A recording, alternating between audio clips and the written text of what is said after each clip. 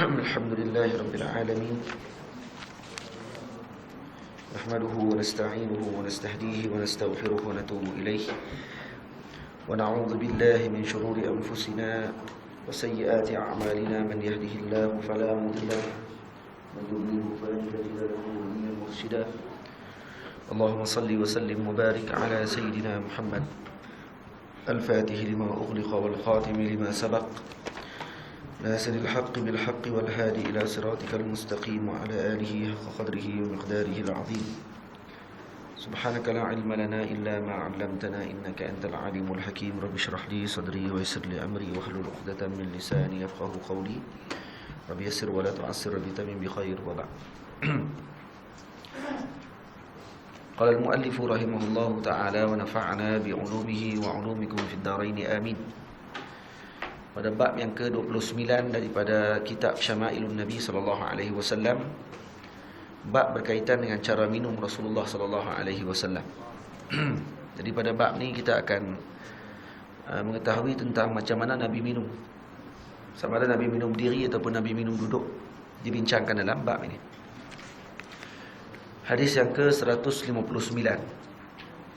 Sayyidina Ibnu Abbas radhiyallahu taala anhuma mengkhabarkan anna an-nabiy sallallahu alaihi wa alihi wasallam syariba min zamzama wa huwa qa'imun. Rasulullah sallallahu alaihi wasallam pernah minum air Zam-Zam sambil berdiri. Jadi dalam hadis ni menunjukkan keharusan untuk kita minum berdiri. Harus minum berdiri. Jadi adakah minum berdiri ini hanya khusus untuk minum air Zam-Zam saja kan? Tak. Al-Imam Al-Bajuri radhiyallahu anhu kata tidak dikhususkan untuk Zam-Zam saja. Untuk apa jenis air sekalipun harus hukumnya minum berdiri, bukan sunnah. Jadi Nabi menunjukkan keharusan. Ada orang pula dia minum berdiri, dia guna kata ni sunnah Nabi SAW. Dan ini bukan sunnah, ini harus. Maksud Nabi menunjukkan sebab ada larangan daripada Rasulullah SAW dalam hadis yang lain melarang minum berdiri. Nabi melarang minum berdiri. Kemudian dalam hadis ni Nabi minum berdiri, menunjukkan kata boleh untuk minum berdiri. Baik, adakah kita kalau nak minum air Zam-Zam kita kena berdiri waktu tu? Tak. Kalau kita dah duduk dalam rumah orang tu buat main air Zam-Zam pada kita, tak perlu kita nak minum, kita berdiri. Jadi kalau kata dijamu ketika sebut kita dalam keadaan berdiri, maka tak perlu duduk, berdiri pun boleh, tak ada masalah. Harus, tapi duduk itu lebih baik. Duduk itu lebih baik. Kerana tu ulama sebut bila mana duduk ni minum berdiri ni banyak keburukan. Afat dia banyak kalau selalu minum berdiri. Jadi jangan selalu kan. Kalau sekali-sekala bila dijamu minum tu minum berdiri, maka tidak ada masalah. Contoh tu imam tengah khutbah Jumaat. Khutbah Jumaat pada tengah kuliah ataupun dia tengah bagi ucapan. Sambil duk bagi ucapan tersebut tiba-tiba dahaga. Dalam keadaan berdiri waktu tu. Boleh tak dia ambil air minum sambil berdiri? Boleh, tak ada masalah. Jadi makmum yang di bawah, orang yang dengar di bawah tu tak perlulah nak kata apa ustaz minum diri. Kalau dia reti hukum, maka dia tidak akan komplain. Jadi ulama sebut disunatkan untuk orang yang minum berdiri, kalau dia minum maka disunatkan dia baca doa Allahumma salli ala sayyidina Muhammad alladhi syaribal ma'a qa'iman wa qa'ida. Baca doa tu. Allahumma salli ala sayyidina Muhammad alladhi syaribal ma'a qa'iman wa qa'ida. Ya Allah, selawat dan salam selawat ke atas Rasulullah sallallahu alaihi wasallam yang mana telah minum berdiri dan duduk ketika mana minum air. Jadi baca doa tu insya-Allah tidak akan kena penyakit kalau kita minum berdiri. Sebab bila minum berdiri ni dia air akan masuk terus, kata hukama. Kata para atibak zaman dahulu, kata air akan masuk terus dalam perut dan akan menyebabkan kurang baik dari segi kesihatan. Dan kata hukama lagi ataupun para atibak, para doktor zaman dahulu menyebut kalau nak minum nak mengelakkan ketika minum berdiri itu kita jadi penyakit, disunatkan bagi kita untuk menggerakkan ibu jari kaki kita kanan. Sambil minum diri itu sambil gerakkan ibu jari kaki kita. InsyaAllah selamat. Ini disebut oleh Al-Imam Al-Bajuri radhiyallahu anhu dalam dalam kitabnya Syarah Syama'il Nabi SAW. Baik. Hadis yang ke-160, Sayyidina Abdullah bin Amr bin Al-As radhiyallahu ta'ala anhuma berkata, Ra'aitu Rasulullah sallallahu alaihi wa alihi wa sallama yashrabu qa'iman wa qa'ida. Jadi katanya saya pernah melihat Rasulullah sallallahu alaihi wasallam minum sambil berdiri dan juga sambil duduk. Ini juga untuk nak menerangkan kepada umat harus minum berdiri. Karena ada orang ingkar. Nah, jadi tujuan Sayyidina Abdullah bin Umar radhiyallahu anhuma meriwayatkan hadis ni kerana ada orang ingkar minum berdiri. Sayyidina Abdullah bin Umar kata, aku pernah tengok Nabi minum diri pun pernah, minum duduk pun pernah. Jadi dua-dua boleh, tidak ada masalah. Ini hukumnya harus. Baik, berkenaan air Zam-Zam tadi. Kita baca syariba min Zamzam. Air Zam-Zam ni digelar Zam-Zam kerana Sayyidatina Hajar radhiyallahu taala anha menyebut ketika mana air Zam-Zam keluar, waktu Sayyidina Ismail alaihi salam dahaga akan menangis. Kemudian dikorek oleh Jibril alaihi salam dengan sayap Sayyidina Jibril. Kemudian keluar air. Maka dia pun pergi buat empam. Zami dia. Nah, zami maksudnya jangan keluar air. Jangan apa ni, jangan lajak keluar. Kalau Sayyidatina Hajar tidak sebut begitu, kata ulama, maka air tadi akan mengalir dan akan memenuhi dunia. Jadi berkat Sayyidatina Hajar radhiyallahu taala anha, maka alaihi salam, maka berlaku perkara tersebut dan air telaga tadi kumpul di Makkah Al-Mukarramah. Kalau tidak, akan memancar air tadi ke seluruh dunia. Jadi banjir besar nanti. Gitu. Baik. Gitu. 161. An-Nazzal ibn Sabrah. An-Nazzal.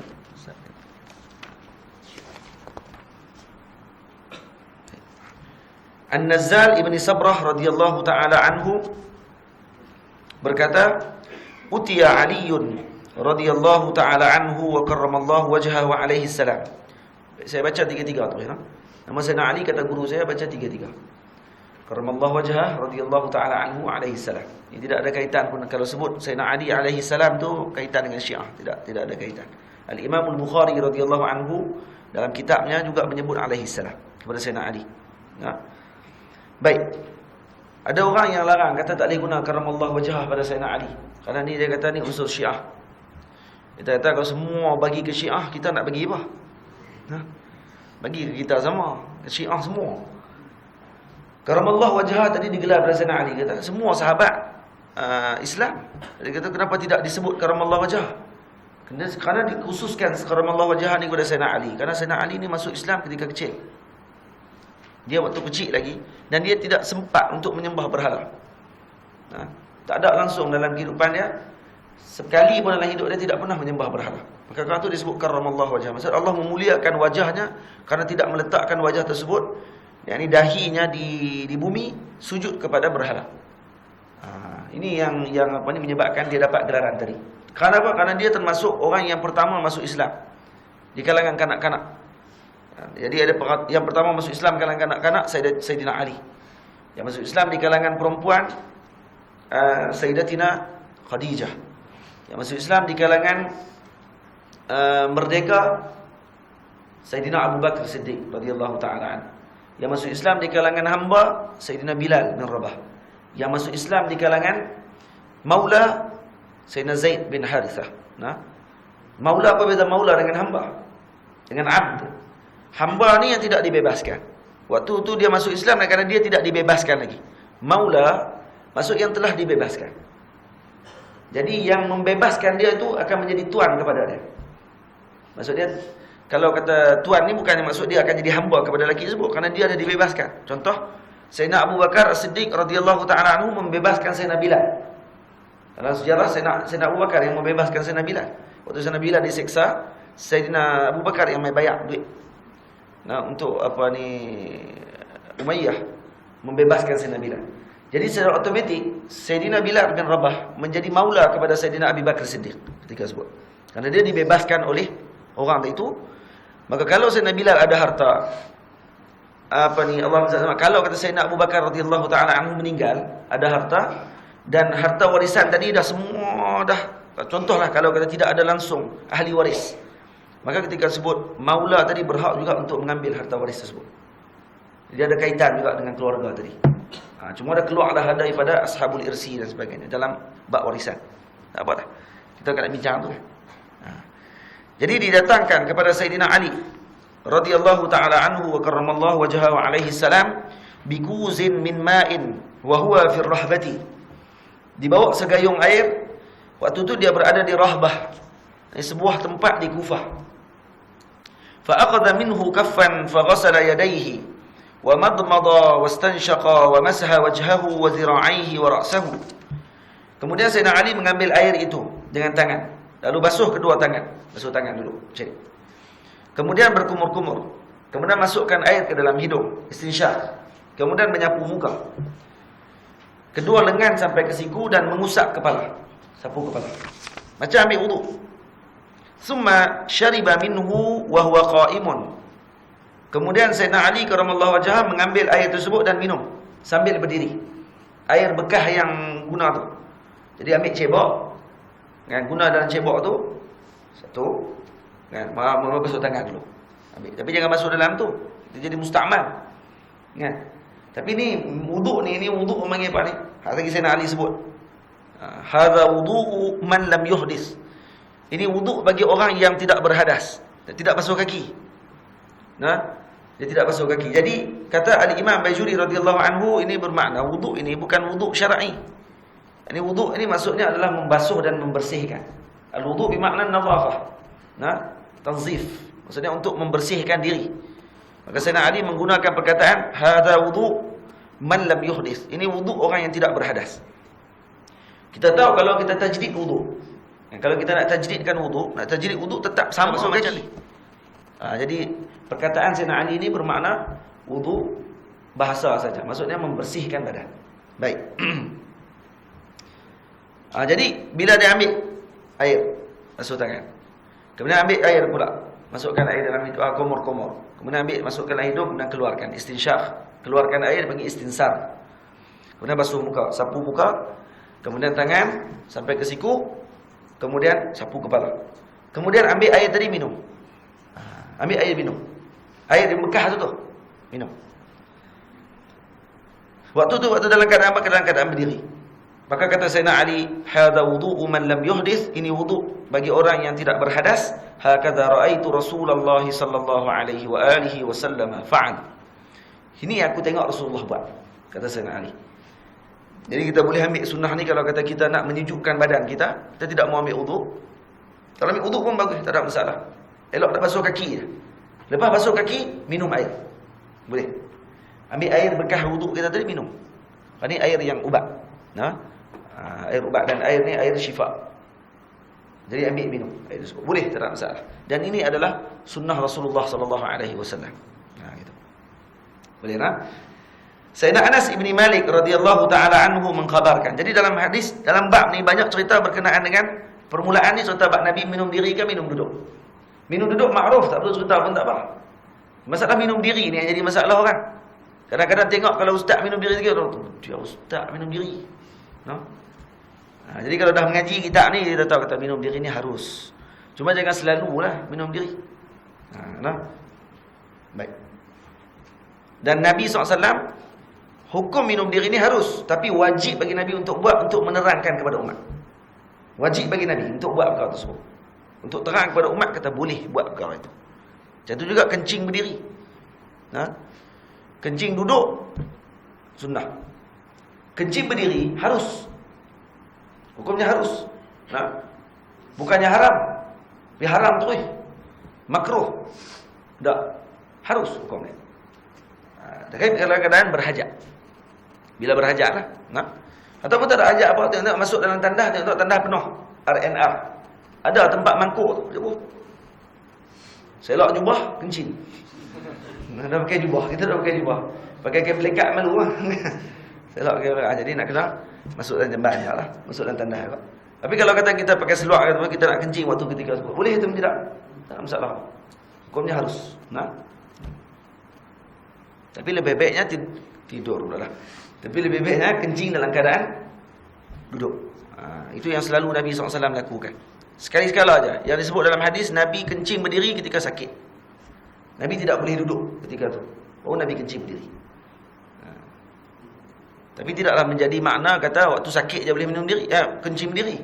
Waktu tak sakit tak boleh kencing. Ada ulama kata boleh. Harus hukumnya. Baik. Setelah itu Nabi bila kata apa? Hakadha ra'aitu Rasulullah sallallahu alaihi wasallam fa'ala. Ini aku buat seperti yang dilihat daripada Rasulullah sallallahu alaihi wasallam.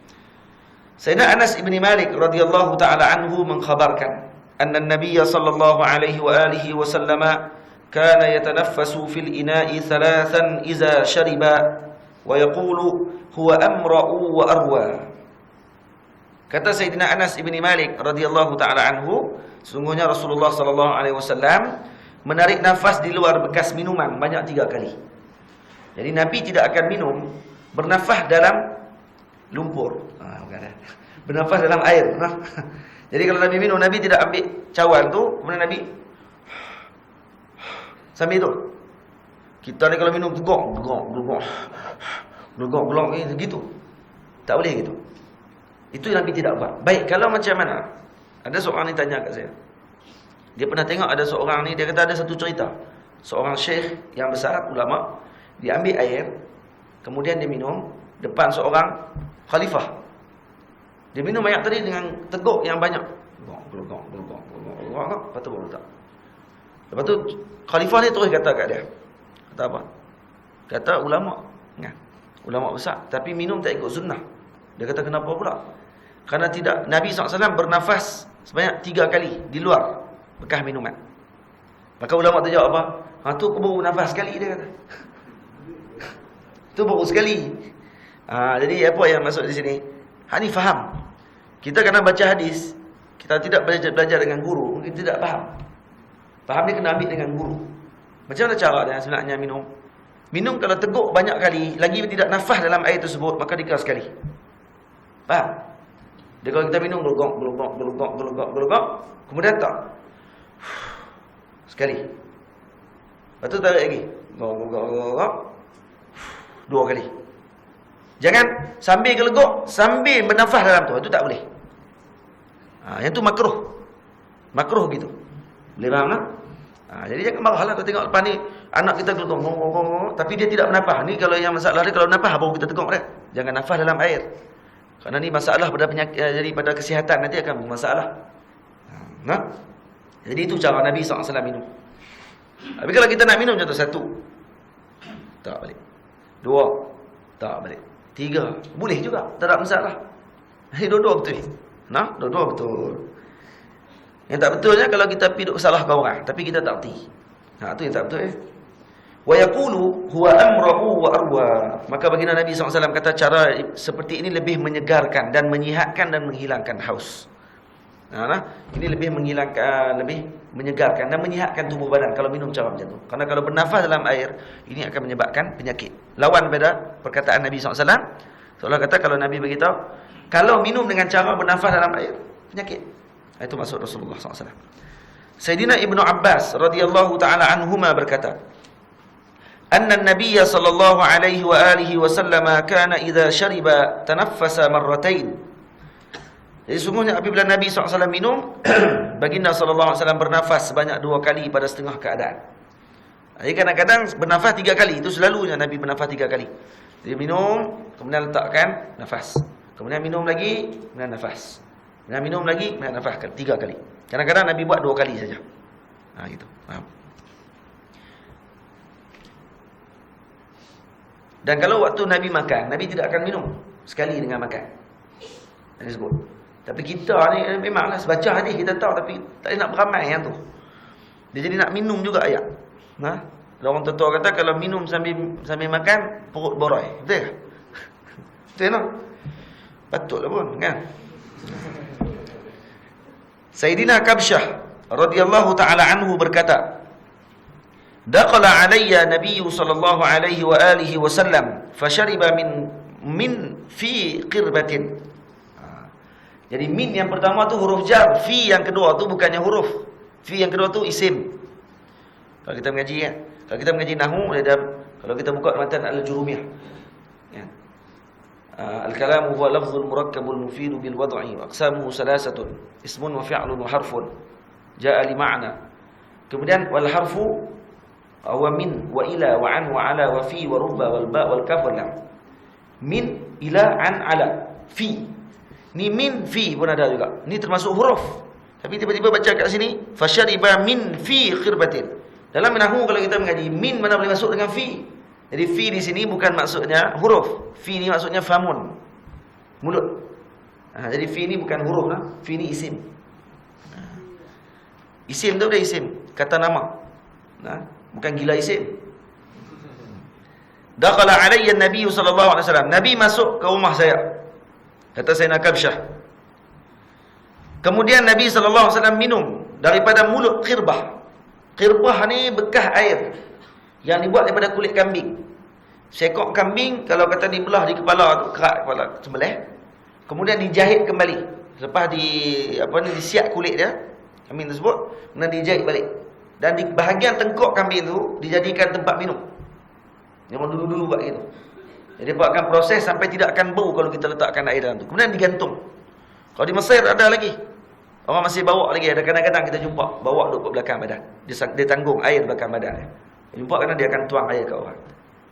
Tapi sekarang ni kurang dah nampak. Kalau zaman Nabi SAW macam tu juga. Kemudian ada yang diletak di rumah digantung dekat halang rumah. Jadi kalau masuk nak minum, kadang-kadang diambil turun. Tapi Nabi buat macam mana? Nabi masuk, terus buka bekas tadi dan minum daripada bekas tersebut. Minum sambil berdiri. Jadi macam isap pelah lah. Pelah ayak tu yang ada corong tu. Dia kata apa? Mu'allaqatin qa'imah. Yang mana khirbah tadi dalam keadaan tergantung dan Nabi dalam keadaan berdiri minum. Faqumtu ila fiha faqata'tuhu. Maka selepas Nabi selesai minum, aku pun ambil pisau, aku potong tempat Nabi minum tu untuk disimpan. Ini dalil ambil barakah. Nampak tak? Sahabat mengambil barakah dengan Rasulullah sallallahu alaihi wasallam. Ambil potong tu. Begitu juga Sayyidatina Ummu Sulaim. Ibu Sayyidina Anas bin Malik juga berlaku peristiwa yang sama. Nabi pergi ke rumah Sayyidatina Ummu Sulaim, kemudian air tergantung, kemudian Nabi minum bekas tersebut dan kemudian Sayyidatina Ummu Sulaim ambil kerak bekas tersebut. Tempat Nabi minum, kemudian disimpan bekas tadi untuk dijadikan barakah. Nampak tak? Ini fahaman sahabat. Dan kalau benda ni tak betul, suatu Nabi akan larang benda tersebut. Jadi dalil kata benda ni boleh, tidak ada masalah. Malah rambut Rasulullah SAW dibahagi-bahagikan pada ketika mana perjanjian Hudaibiyah, di Hudaibiyah. Selepas mana Nabi tahallul, tidak boleh masuk ke Makkah pada tahun tersebut. Apa yang berlaku? Nabi SAW cukur rambut, dan rambut tadi dibahagikan. Ada yang dapat selai, ada yang dapat 2 helai, ada yang dapat 3 helai. Jadi rambut tu lah yang sampai sekarang ni, yang ada di Topkapi. Saya pergi baru ni ke Turki, tengok di Topkapi kan, di istana. Dalam istana ada rambut Nabi SAW. Rambut Nabi dia pun letak dalam bekas, dijaga. Pada zaman sebelum dikumpul rambut Rasulullah SAW, rambut Nabi SAW bertebaran. Ramai ahli keluarga Rasulullah yang memegang rambut Rasulullah. Jadi ada yang mengaku kadang-kadang dia buat-buat, kata ni rambut Rasulullah. Maka ada ulama mengaku. Maka ada seorang imam pada ketika tersebut yang menjadi ulama, menjadi ketua ulama pada ketika itu, pada zaman Turki Utsmaniyah. Beliau bagi cadangan kepada Sultan Abdul Hamid, kalau tidak silap saya. Bagi tahu kepada Sultan Abdul Hamid, elok kalau kita kumpulkan rambut Rasulullah sallallahu alaihi wasallam dan kita simpan rambut tersebut kerana takut hilang entah ni. Takut hilang. Maka biar kita simpan. Pihak-pihak istana yang simpan. Jadi dia kata macam mana kita nak tahu rambut tu betul atau tidak, sebab semua orang bakal mengaku rambut Rasulullah. Maka kata imam tersebut, Al-Imam Ashqar namanya, bayaran kepada orang yang rambutnya tu betul. Jadi macam mana nak test kata rambut tu betul ke tidak? Disuluh dengan lampu. Kalau rambut tu ada bayang, maka tu bukan rambut Rasulullah. Kerana rambut Rasulullah tidak ada bayang. Kerana Rasulullah tidak berbayang. Rasulullah tidak ada bayang. Maka bila disuluh rambut, maka tidak ada bayang, maka ni adalah rambut Nabi SAW. Macam tu dites rambut Rasulullah SAW. Jadi rambut Nabi SAW yang ada di Topkapi, kan tidak ada bayang. Maka itu adalah rambut Rasulullah SAW. Sama ada janggut ataupun rambut kepala Rasulullah. Itu. Jadi masalah berkaitan mengambil barakah dalam yang dibuat oleh Nabi, para sahabat Nabi, ini adalah perkara yang masyru', benda yang dibenarkan oleh syarak. Bukannya dilarang dan bukannya benda ni bid'ah ke haram dan sebagainya. Yang kata bid'ah tu yang buat bid'ah sebenarnya. Kerana dia telah membid'ahkan benda yang tidak bid'ah. Bab yang ke-30, minyak wangi Rasulullah sallallahu alaihi wasallam. Baik. Sayyidina Anas bin Malik radhiyallahu taala anhu berkata, "Kana li Rasulillah sallallahu alaihi wa alihi wasallam sukkatun yatatayyabu minha." Rasulullah sallallahu alaihi wasallam mempunyai botol minyak wangi yang baginda gunakan untuk berwangi-wangian.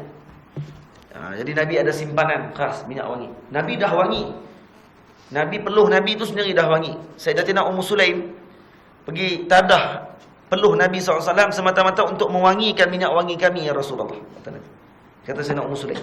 Sayyidina Nabi sedang tidur, panah, kemudian berpeluh. Sayyidina Ummu Sulaim ambil dia punya botol minyak wangi, pergi tadah peluh Nabi, bagi masuk dalam botol minyak wangi dia. Rasulullah bangkit dan Rasulullah tanya, buat apa tu? Dia kata, kami mengambil peluh kamu untuk mewangikan minyak wangi kami ya Rasulullah. Peluh Nabi sudah wangi lah.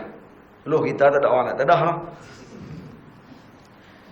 Jadi, kalau peluh Nabi dah wangi, kenapa Nabi pakai minyak wangi pula? Dia pakai minyak wangi untuk apa? Untuk menunjukkan sunnah kepada umat. Juga Nabi tak perlu pakai. Kalau Nabi berjalan di mana-mana tempat, bau badan Rasulullah ni dah khas. Ada orang bau. Khas bau badan Rasulullah. Tidak perlu pakai minyak wangi. Tapi Nabi pakai, kerana apa? Kerana Nabi SAW nak tunjukkan sunnah kepada umat, dan juga kerana Nabi menyukai perkara itu. Sayyidina Anas bin Malik radhiyallahu taala anhu berkata, "Inna an-nabiyya sallallahu alaihi wa alihi wasallam kana la yaruddu at-tiba." Rasulullah tidak pernah menolak pemberian berupa minyak wangi. Jadi, kalau orang bagi minyak wangi, tak kira harga berapa pun, maka akan terima. Tak kira sikit ke banyak ke, terima. Jadi elok juga nak sunnah bagi hadiah minyak wangi. Tak kira 3-10 ke, beli kat apa ni, macam India ke, 3-10 pun boleh, tak ada masalah. Tapi kalau nak bagi ke orang hadiah ni, lebih mahal lah sikit kan? Dia taklah mesti mahal. Walaupun botol murah, dalam pun murah juga, tapi kotak dia yang mahal. Tak apa, tak ada masalah. Yang penting bagi nampak mahal. Untuk hadiah pada orang. Dan hadiah macam ni jangan ditolak. Jangan ditolak. Terima. Kerana Nabi tidak tolak hadiah tersebut. Baik. Sayyidina Ibnu Umar, dan juga kata Al-Imam, kata Sayyidina Umar, minyak wangi ini tidak ada istilah membazir kalau pada minyak wangi. Tidak ada istilah membazir pada minyak wangi. Kerana apa? Kerana minyak wangi ini digunakan untuk ibadah. Pakai ini untuk ibadah. Maka dia tidak ada istilah bazir. Kerana bazir ni pada benda yang tidak digunakan untuk agama. Benda yang merugikan. Minyak wangi tidak ada yang merugikan. Sebab tu kadang-kadang ada orang beli minyak wangi sampai harga sampai puluh ribu. Jadi apa pula? Macam mana pula tu? Kalau kita ikut pada kalam Sayyidina Umar, tidak membazir. Tidak kira membazir kerana ni minyak wangi digunakan untuk kebaikan. Ada orang orang kaya yang beli minyak wangi kemudian dihadiahkan untuk Kaabah Al-Musharrafah. Harga minyak wangi itu berpuluh ribu. Minyak wangi Hajarul Aswad. Saya pernah tanya di Abdul Samad Qurashi, hampir lebih kurang 30 ribu rial. 30 ribu rial. Besar tu ya kotak, botol. Panjang tu botol. Dan kemudian ditaburkan di Kaabah Al-Musharrafah. Bagi Kaabah jadi wangi. Sebab kelebihan Kaabah ni, batu dia menyerap minyak. Jadi kalau batu yang lain, kalau kita letak minyak dia akan mengalir ke tepi. Batu licin, batu yang licin. Batu Kaabah licin. Kalau diletakkan minyak wangi, kata ulama, dia akan menyerap masuk ke dalam. Ini kelebihan batu-batu Kaabah. Batu Kaabah ni ambil daripada beberapa bukit di seluruh dunia. Bukit Tursina, Bukit Judi, Bukit Hira. Yang ada Gua Hira juga dimasukkan batu tersebut. Jadi ada beberapa lagi bukit yang saya pun tak ingat lah bukit dia tu.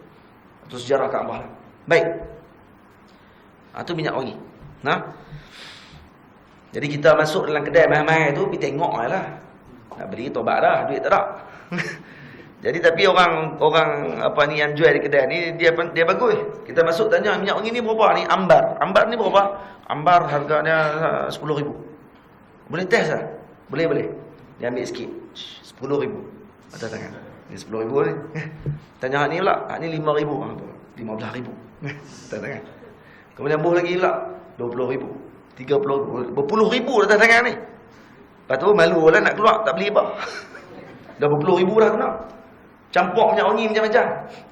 Lagi tanyalah, minyak wangi apa yang paling murah dalam kedai ni? Dia bagi tahu, dia gelak lah, dia kata minyak wangi paling murah kali ada satu harganya lebih kurang 30 rial. Kalau botol kecil tu 30 rial. 30 rial tu kan 30 ringgit kita. Botol kecil tu ya.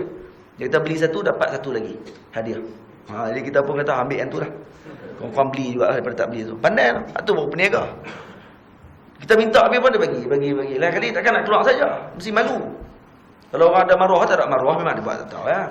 Okey. Try semua dalam kedai lepas tu dia keluar. Tapi kalau orang yang ada maruah ni dia takkan tak ambil langsung. Kau ambil sikit. Satu pun tak apa dah, 30 genih pun tak apa dah. 30 rial pun tak apa dah. Kalau boleh kita nak tanya hak murah lagi, tak ada lah. Buat macam mana? Kalau ada lagi hak 5 rial kita ambil tu lah. Yang penting keluar ada juga lah isi tu. Tapi minyak wangi ni wangi sungguh. Kalau buh di baju, tidak akan hilang kalau 2 minggu. Tidak basuh pun, kalau basuh dengan fat ke apa pun tidak akan hilang bau dia. Hak ni hak mahal tu, hak puluh-puluh ribu tu. Satu kalau basuh 2 minggu pun, kalau 2 minggu tak basuh memanglah. Satu dia campak bau lain lah tu. Ni kalau kita basuh, tidak akan hilang bau dia. Ni kata kuat sungguh, dia punya pati dia tu. Elok beli minyak wangi ni. Ada orang yang minat susul minyak wangi, simpan minyak wangi. Minat sungguh. Sayyidina Ibnu Umar radhiyallahu taala anhuma berkata, Rasulullah sallallahu alaihi wasallam bersabda, "Salasun la turaddu." 3 benda yang tidak sepatutnya ditolak. Al-wasaidu, bantal. Ad-duhnu, wad-duhnu wal-labanu. Minyak wangi dan juga susu. 3 benda ni tak patut kita tolak. Kalau orang bagi, terima. Bantai. Bantai kenapa pula Ustaz? Apa masuk bantai ni? Maksudnya kalau kata kita pergi tidur rumah orang tu bagi bantai, jangan tolak ah.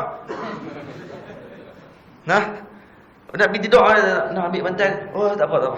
Tak apa. Okey, padahal bagi esok duk gitu pula. Sakit tengkok. Ambil lah. Tolak apa? Saya tolak. Baik kalau tak bagi hadiah boleh tak ni? Ya, bagi hadiah pun sama juga. Salatul la turaddu maksudnya kita bagi hadiah bantai ke orang. Ya, beli bantai bagi. Nabi abah kata 3 benda kalau dibagi jangan tolak. Bukan Nabi kata berilah hadiah kepada orang bantai. Maksudnya kalau orang bagi jangan tolak lah. Tapi bukanlah mestinya kita kena beli bantai bagi orang. Itu maksudnya. Jadi wasaid ni masuk bantai peluk dan sebagainya lah. Semua dipanggil wasaid. Ad-duhnu minyak wangi. Al-laban, susu pun jangan ditolak. Kecuali susu tu susu basi lah. Barulah kita tolak kenapa? Kerana ni susu ni dah tak boleh minum dah. Baik. Sayyidina Abi Hurairah radhiyallahu taala anhu berkata, Nabi suka pakai minyak wangi apa? Nabi suka pakai minyak wangi apa? Nabi suka pakai banyak jenis minyak wangi. Ada misik, ada minyak wangi apa ni? Allahumma salli selamat. Ambar juga Nabi pakai. Ambar ni dibuat daripada ikan pauh. Ikan pauh yang kepalanya bulat di bahagian depan. Ikan pauh ni banyak jenis kan. Pauh biru dia punya kepala dia macam dengan betui sama. Dan bawah tu nampak macam dengan tak nampak tu. Kan? Tapi kalau pauh ambar ni pauh dia bulat. Kepalanya bulat di depan. Ni pauh ni. Dipanggil pauh ambar. Ambar ni diambil pada mana? Daripada sebahagian ulama kata daripada air mani pauh tersebut. Sebahagian kata diambil daripada muntah pauh tadi. Muntah dia. Muntah pauh tersebut yang dijadikan gerah. Kalau buka dalam internet kat Google type ambar. Kita akan jumpa dia letak dalam bekas, dia warna putih dan kerah. Hak yang tu yang diproses menjadi ambar, minyak wangi ambar. Mahal minyak wangi ambar ni, mahal sungguh. Hak kalau jumpa 310 tulis ambar, bohong lah tu. Kan? Pergi ke Maidin tengok 310. Weh, ambar. Macam mana ustaz kata mahal? 310 kan? Elok ah. Hang pakai seminit 2 saat hilang dah. Baru pakai nak kena buh lagi. Baru pakai nak kena buh lagi. Jadi itu bukan ambar tu. Ambar ni yang mahal semua 10,000. Kalau pakai sekali, seminggu 2 minggu baru hilang bau pada badan. Kalau beli 10-20 ribu, tengok pakai, tak sampai 2 minit hilang. Masuk kena tipu lah. Hilang 10 ribu. Jadi lepas tu kena pergi kedai yang standard lah. Kedai-kedai yang diyakini tidak akan tipu. Baik. Sayyidina Abi Hurairah radhiyallahu taala anhu berkata, Rasulullah sallallahu alaihi wasallam bersabda, "Tibur rijali ma dhahara rihuhu wa qafiya launuhu." Wangian lelaki adalah yang harum baunya dan tersembunyi warnanya. Jadi orang lelaki sebaiknya kalau nak pakai minyak wangi ni, dia pakai minyak wangi yang warnanya kurang tapi baunya kuat. Ini orang lelaki punya minyak wangi. Orang perempuan pula wa tibun nisa'i ma dhahara launuhu wa khafiya rihuhu. Orang perempuan dia punya minyak wangi dia warnanya terang tapi baunya kurang. Nah, sebab apa ni? Orang perempuan dia suka warna. Dia suka tengok warna merah, hijau, biru, terang-terang dia suka minat sungguh. Nah, tapi warna kena kurang. Sebab orang lelaki ni dia bukan jenis suka warna-warna ni. Yang penting bau tu. Nah, yang penting rasa dia tu bau tadi, nah tu yang penting. Jadi warna bagi orang perempuan disunatkan pakai apa minyak wangi yang dibolehkan. Antaranya sandal. Sandal minyak wangi yang dibolehkan bagi perempuan untuk pakai. Sandal ni apa dia? Sandal ni dipanggil daun bidara. Bau bidara. Nah. Bukan kapok baru ni. Kapok baru ni nampak dia nak mati pula. Daun bidara. Daun bidara pun mandi guna tak waktu orang mandi mayat. Tapi bukan nak ambil daun bidara tu. Ada minyak wangi nama dia sandal. Sandal ni memang daun bidara lah. Diproses dan wangi dia tu agak lembut sikit. Jadi perempuan kalau nak pakai minyak wangi yang lembut. Jangan pakai terang, yang kuat sangat. Sampai tak ada nak lalu 2 meter bau. Ni cikgu tu lah. Ni ustazah tu. Ustazah pakai gitu. Jadi jaga-jaga no. Sebab bauan juga termasuk zina bagi hidung. Jadi kalau orang perempuan lalu bau dia wangi, orang lelaki salah tu. Jadi sebab tu jaga. Sebab tu kita kena jaga apa ni benda tersebut. Sebab ni kita boleh naik raghbah. Boleh naik ni perasaan dalam hati seorang lelaki tadi. Orang perempuan ni wangi-wangi sangat. Bukan tak bagi wangi. Bukan perempuan nak kena busuk. Tak. Perempuan boleh wangi tak masalah. Pakai bedak sejuk pergi sekolah. Boleh.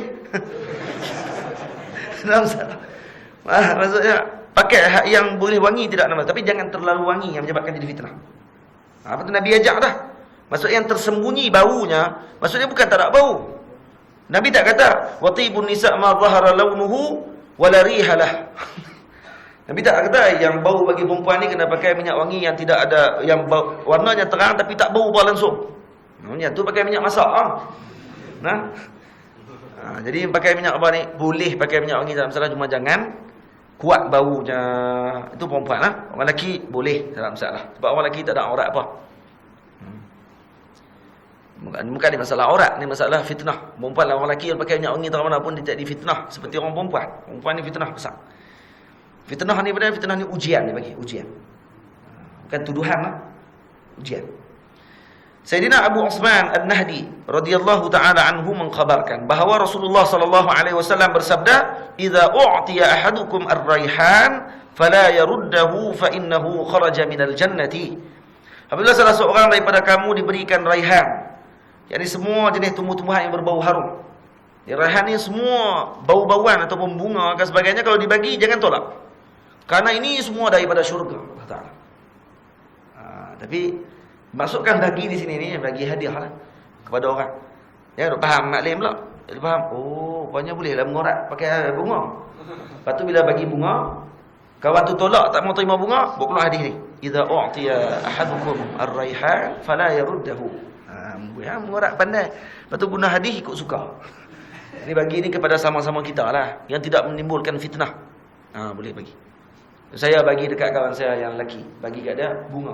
Contoh dia, saya pergi petik bunga melur. Adalah 2-3 bubuh dalam poket. Kan ada orang tua suka gitu. Dia tanam pokok bunga melur, dia pergi petik pagi-pagi, dia bubuh dalam poket dia. Wangi. Lepas tu sesat dia bau. Lepas tu jumpa orang, nak ambil bunga ni. Sunnah. Jangan tolak bunga tersebut. Kerana ni semua daripada syurga Allah Ta'ala. Orang Turki ni bapak semua, dia punya kehebatan dia. Kalau tengok bunga cantik, tengok suasana cantik, dia akan sebut apa? Allahumma salli ala sayyidina Muhammad. Dia berselawat. Kata patutnya subhanallah. Kenapa dia selawat? Ni kata orang Turki ni sangat kuat cinta pada Rasulullah. Bila tengok benda cantik, maka dia teringat yang lebih cantik pada bunga ni, iaitu Rasulullah. Lepas tu dia selawat, Allahumma salli ala sayyidina Muhammad. Kalau tengok budak-budak kecil yang comel, maka dia akan sebut Allahumma salli ala sayyidina Muhammad. Kita tengok budak ni comel, Rasulullah lagi comel daripada ni, Allahumma salli ala sayyidina Muhammad. Ini hebat orang Turki. Tak tahu lah ni adalah bukan hak keluar. Hak keluar waktu demonstrasi baru ni lawan dengan Erdogan tu. Hak tu puak-puak mengarut tu. Cium depan orang apa semua tu, geng-geng sekular. Termasuk Syiah sekali yang keluar tu. Ni hak yang geng-geng yang Islam duduk di kampung-kampung, hak yang masih beramal dengan Islam. Lepas tu Turki, bapak semua, mereka ada wakaf khas untuk mengajar kitab Asy-Syifa. Kitab Syifa ni fi huquqil Mustafa, karangan Al-Imam Qadhi Iyad, diberikan wakaf khas Jadi kerajaan Turki Uthmaniyah dulu akan bagi gaji kepada siapa yang boleh baca kitab Syifa. Kitab Syifa ni payah. Saya sempat dengar bacaan tu daripada Syekh Amin Siraj, anak murid pada Syekh Zahid Kawsari, dan juga Syekh Mustafa Sabri, Syekhul Islam terakhir Khilafah Uthmaniyah. Masih lagi ada sekarang di Turki, di Istanbul. Dia imam, bekas imam besar Masjid Muhammad Al-Fatih, Sultan Al-Fatih. Sultan Al-Fatih ni masjid dia, masjid tempat pengajian yang hebat. Jadi saya hadir dalam majlis dia, dan dia masih lagi sampai sekarang membaca kitab Syifa. Dan dia cerita kepada saya bahawa kitab Syifa ni menjadi bacaan yang rasmi di Turki pada ketika dahulu, dan akan dapat duit khas, gaji khas untuk siapa yang boleh baca Syifa. Jadi saya pun jadi semangat waktu tu. Jadi seronok bila nak baca Syifa ni, terus balik ke Mesir, buka kitab Syifa terus baca dekat kawan-kawan. Tapi tak habis, sikit. Sebab saya balik. Jadi insya-Allah kalau ada masa lepas habis ni kita baca Syifa pula, insya-Allah. Kalau ada kesempatan. Kalau kerajaan Malaysia ni boleh buat pula bagi wakaf kepada orang yang boleh baca Syama'il. Kaya dah aku, kan? Dah, mana abang kata apa ni? Kenapa diberikan wakaf kepada orang yang boleh baca Syifa? Kenapa? Karena kata Syekh, untuk memberikan rakyat Turki pada ketika itu mencintai Rasulullah. Tujuan yang itu ya. Jadi di kampung-kampung, orang-orang kampung ni akan dibacakan Syifa, maka dibagi gaji kepada orang tersebut. Mata-mata untuk bagi semua orang tempat tersebut cintakan Rasulullah SAW. Niat yang sangat murni, sangat baik. Tapi kerajaan yang mesti faham lah. Hak tak faham, bukan kata kitab Syifa, nak tahu apa Syifa tu? Kitab, nak tahu apa kitab? Tu pun dia pening. Jadi sebab tu apa ni, Allah SWT kena bagi kepada orang yang faham, insya-Allah. Tunggu saya jadi inilah Perdana Menteri lah. InsyaAllah kita akan buat secara besar-besaran bacaan kitab Syama'il Syifa. Saya sendiri baca. Baik zakat tu dulu 7-5 minit dah. Dia bila main belakang dia mampu lah. Habis tajuk dia. InsyaAllah esok kita akan sambung bab yang ke-31 berkenaan cara Rasulullah SAW berbicara. Bismillahirrahmanirrahim. Alhamdulillahirabbil alamin. Wassalatu wassalamu ala asyrafil mursalin wa ala alihi washabihi ajma'in. Rabbana atina fid dunya hasanah wa fil akhirati hasanah wa qina adzabannar. Rabbana zidna ilman wa wasif rizqana wa barik lana fima razaqtana waj'alna mahbuban fi qulubi ibadika wa 'adhidan fi 'uyunihim waj'alna wajihan fid dunya wal akhirah minal muqarrabin katsiran wa hasanan fi'al qa'iman bila ziwal ya mubdi'an bila misal falakal hamdu wal minnatu wa syarfa ala kulli hal. Sallallahu ala sayyidina Muhammadin wa ala alihi wa sahbihi wa baraka wa sallam. Walhamdulillahi rabbil alamin.